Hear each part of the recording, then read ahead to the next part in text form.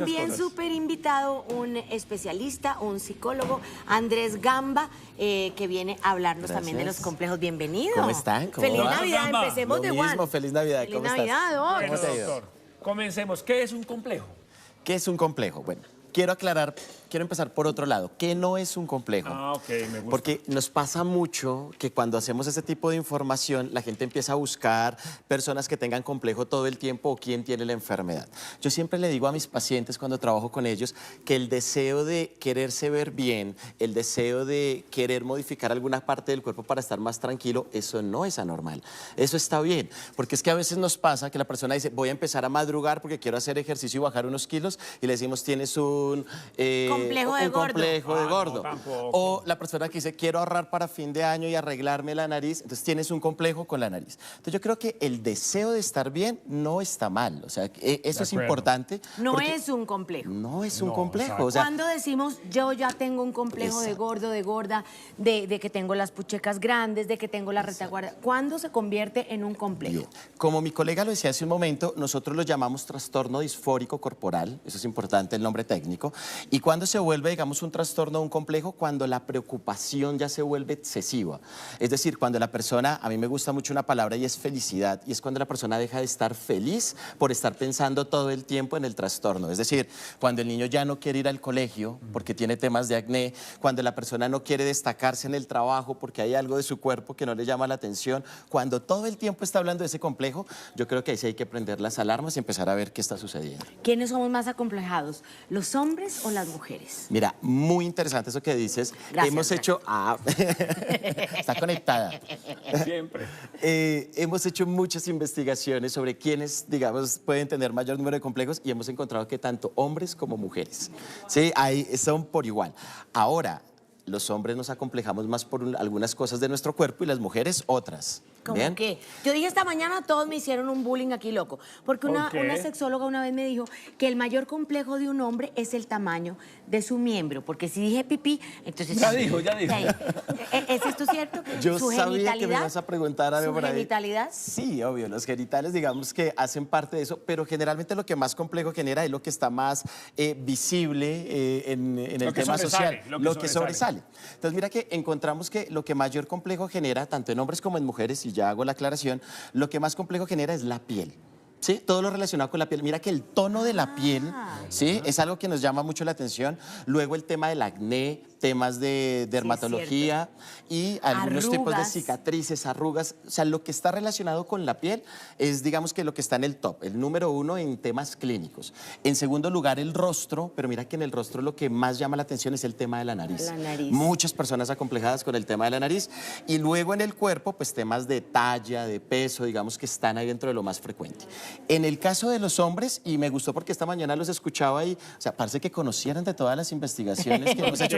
Estaban conectados, ¿Qué oyó, doctor conectados. Gamba? ¿Qué oyó? Mira, en el caso de los hombres, el tema de la pérdida de cabello es importante. La Digamos que calvicie. sí, eso está ahí en las investigaciones. Sí. Y en el caso de las mujeres, lo que decían, el tema de los senos, del abdomen, digamos que son algunos de las condiciones o motivos de consulta más frecuentes. Pero a veces las mujeres nos acomplejamos por algo del marido, de la pareja o del esposo. Entonces vemos que al esposo le está saliendo una cana, le pintamos el pelo. No. Vemos, no, o sea, no, señores, no, hay que aceptar, no se puede decir con dignidad porque es que no es indigno tener canas, pero uno tiene que saber que cada ser humano es tan precioso con lo que tiene y con lo que no tiene también, que si lo entendiéramos seríamos muy diferentes. Y ustedes están conectados con nosotros a través de nuestras redes sociales. Por eso Camilo nos tiene preguntas de nuestros seguidores. Cambia adelante. Ivancho, Xilena Gómez nos pregunta acerca de los complejos de superioridad que tienen algunas personas. ¿Cómo se maneja? ¿Es eso inseguridad? ¿Qué dices, Andrés? Claro, ese es todo lo contrario de lo que estábamos hablando acá, porque lo que estamos hablando son complejos de inferioridad, pero luego están los complejos de superioridad, de donde la gente, digamos, que presenta un ego anormal, ¿sí? Desbordado. Donde ya incluso pasa por encima de otros o le cuesta entender emociones de los otros, y eso también hay que entenderlo, que también es un trastorno desde ahí. Bueno, entonces es como la otra cara de la moneda, o sea, lo que yo creo es que todo se debe dar en su justa medida. Sí, hay personas que ven muy acomplejadas por su físico, y luego también hay otros, ¿sí?, que que se quieren tanto que a veces no miran esos límites de la normalidad y pasan por encima de otros, ¿no? Entonces esas dos cosas, yo creo que todo siempre se da en su justa medida. Lo que López hablaba del complejo de Napoleón. ¿Sí? Que son los chiquitos y que por ser chiquitos entonces se tienen que poner Leones. grandes y poderosos, claro que sí. Oiga, superar los complejos es para valientes. Macla, nuestra compañera, es un gran ejemplo de eso. Millán, en unos minutos ella va a hablar con Janet Barman. Se van a sentar las dos y le van a decir a ustedes por qué esos complejos, cómo los ha superado. Mejor dicho, todo ese tema lo vamos a hablar con Macla. Más adelante, Macla va a hablar y a dar su testimonio. Ahora nos vamos a la cocina porque aunque Juan Diego no esté, Janet, sí tenemos un invitado. ¿Nos vamos? Nos tiramos el espagueti hacia el techo Eso sí. para ver si cae. Y si se cae, queda ahí pegado, está el es que la dente. pasta ya está, no Sí. fregues. Bueno, seguimos acá con el doctor Gamba Claro que sí. hablando de complejos. Retomemos porque estábamos hablando, ¿de qué era que estábamos hablando? Complejos. De los complejos, cuáles más en hombres y cuáles más en mujeres. Sí. Bueno, lo que hablamos, hay unos complejos que son similares, ¿no? Temas del rostro, la piel, pero luego ya hay algunos complejos que se diferencian. En los hombres más el cabello, en el tema de las mujeres más los senos. Son algunas de las diferencias que encontramos desde ahí. Hay gente que se puede empeorar el tema por un complejo, o sea, se puede caer en depresión. Ya hablábamos con el doctor Sí. que nos hablaba de la bulimia, la anorexia, la vigorexia, pero ¿puede haber depresión por los complejos? Mira, la depresión, y de hecho creo que la depresión es como el menor de todos los males que pueden venir desde ahí. Tenemos estudios que nos indican que detrás de un complejo físico, luego, si no se trabaja a tiempo, pueden venir temas de depresión, de ansiedad, de anorexia, bulimia, los que hablábamos ahorita, pero incluso casos mucho más extremos donde la persona empieza a autoinfringirse daño o incluso a tener ideación suicida. O sea, luego es algo que no hay que tomar a la ligera, ¿sí? Y como les decía hace un momento, hay que prender las alarmas cuando hay cosas que no se presentan de manera normal porque puede llevar a casos extremos como los que te cuento. Hemos hablado mucho de complejos físicos, Sí, pero también hay complejos psicológicos, complejos espirituales, complejos del claro. día. Yo creo que los dos van de la mano. O sea, un complejo físico obviamente va a traer unos temas emocionales desde ahí, unos temas psicológicos, pero claro, también como tú lo pones, tenemos algunos complejos emocionales que son todas estas crisis existenciales, donde la persona no encuentra claramente un camino, una misión de vida claramente, y eso también, digamos que se vuelve un problema para la persona. Ver que todos sus compañeros están estudiando, que tienen claro para dónde van, y uno está dando vueltas en círculo en su vida. Complejo de inferioridad. Claro, ver que otros también, como estamos en una cultura tan exitosa, ¿sí? Ver donde todo el mundo está ubicado laboralmente, está estudiando y yo no lo logro hacer, también genera mucho sufrimiento en las personas. Eso de exitoso es lo que muestran las redes sociales. Ustedes están preguntando, doctor Andrés, le tenemos preguntas de nuestros seguidores. Claro que Camilo. sí. Ivancho, estoy lleno de preguntas de todos ustedes, pero aquí seleccioné una de Claudia Castro que nos pregunta acerca del complejo de Edipo, que cómo superar esa relación que tiene ella con su hijo y romper ese vínculo que algunas veces siente que es dañino. ¿Qué es el complejo de Edipo? Muy bien, tenemos complejo de Edipo para los niños y complejo complejo de de Electra Electra para las niñas. El complejo de Edipo es cuando el niño empieza a sentirse muy apegado a la mamá, ¿sí? Empieza a tener un amor muy profundo con ella y empieza a sentir celos cuando ella le da amor al papá. Entonces ella empieza a estar en esa situación. Lo primero que hay que entender del complejo de Edipo es que es una situación normal, psicológica en ciertos años, es lo esperable en un niño o una niña entre las edades de los 3, 4 y 5 años. ¿Sí? Entonces no hay que aterrarse cuando uno ve este tipo de cosas. ¿Y cómo se soluciona? Tal vez la mejor forma es hablar con el niño, que el niño entienda que la mamá lo ama a él y que cuando le expresa afecto al papá no es que ya no lo quiera, es explicarle y comunicarse con él.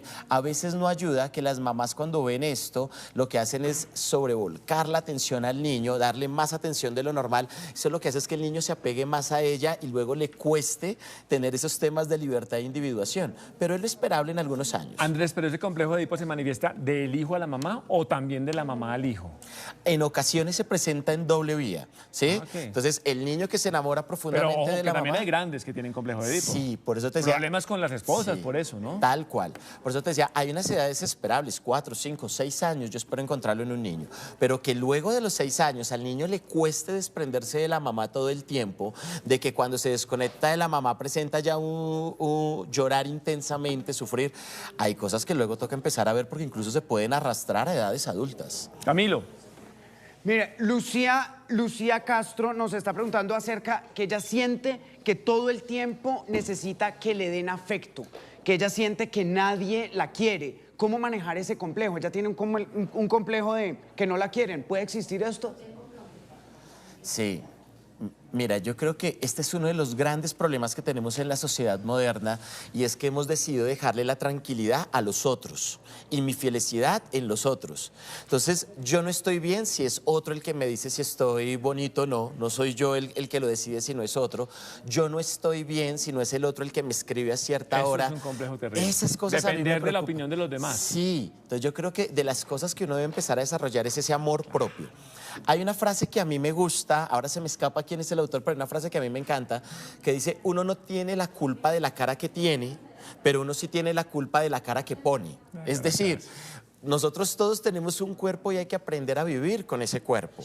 ¿Sí? O sea, de independiente que seamos bonitos, feos, en esas categorías, pero uno sí tiene la lección de cómo quiere vivir con este cuerpo. ¿Sí? De si yo quiero aprender a estar triste con este cuerpo, a estar contento, feliz y disfrutarlo. Pero eso solo depende cuando yo pongo la felicidad en mis manos, no en otros. Sí, señor. Bueno, vamos a seguir aquí con el doctor Andrés Gamba, hablando sobre los complejos. Ahí están las orientaciones para ver cómo manejar el tema de los complejos y por eso queremos cerrar, Ángela, la entrevista con Andrés Gamba, nuestro psicólogo especialista, para que nos diga qué tiene que hacer entonces uno. No, y con los niños, sobre todo con los niños, doctor. ¿Cómo podemos tener esas señales y saber que el niño o la niña está complejado?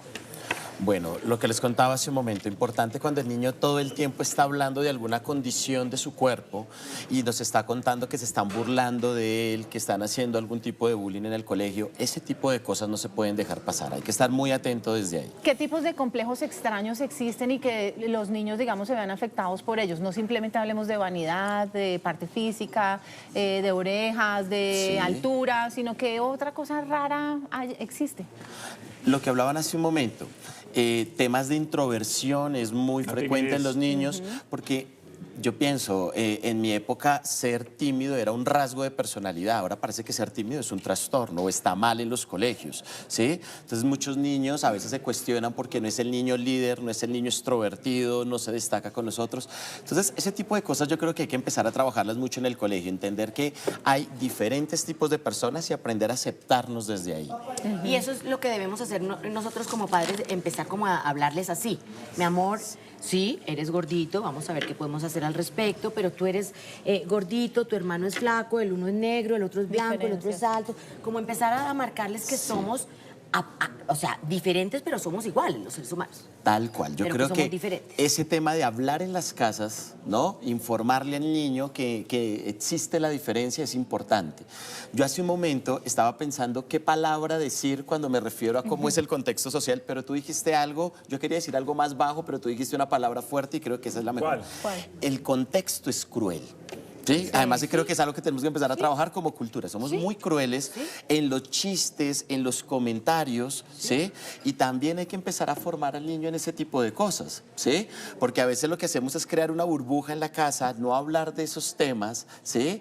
Tener al niño salvaguardado ahí, pero cuando va al colegio se tiene que enfrentar a ese tipo de cosas. Entonces yo creo que algo es trabajar en casa y formar al niño en eso. Y también yo creo que también hay un trabajo como cultura y es empezar a dejar de ser menos crueles. A mí me gusta esa palabra que dijiste porque creo que sí resume mucho a lo que nos tenemos que enfrentar muchos seres humanos a lo largo de nuestra vida. Y que muchos Y la seres vida humanos es así. tenemos complejos, porque así es la realidad. Somos humanos y todos tenemos complejos, unos en mayor grado y otros en menor grado. Todo el mundo es igual. A la final, todo el mundo es exactamente igual. Los límites, las diferencias, nos las marcamos nosotros mismos. La sociedad es la que nos lo marca. Entonces yo creo que uno tiene que salir totalmente seguro. Doctor Gamba, muchísimas gracias. No, a ustedes, Qué buen un placer. apoyo que usted nos acaba de dar. Sí. Yo creo que lo que usted dice, complejo, acuda a una ayuda o enfréntelos, Exacto. como digo yo. Doctor, deme la C.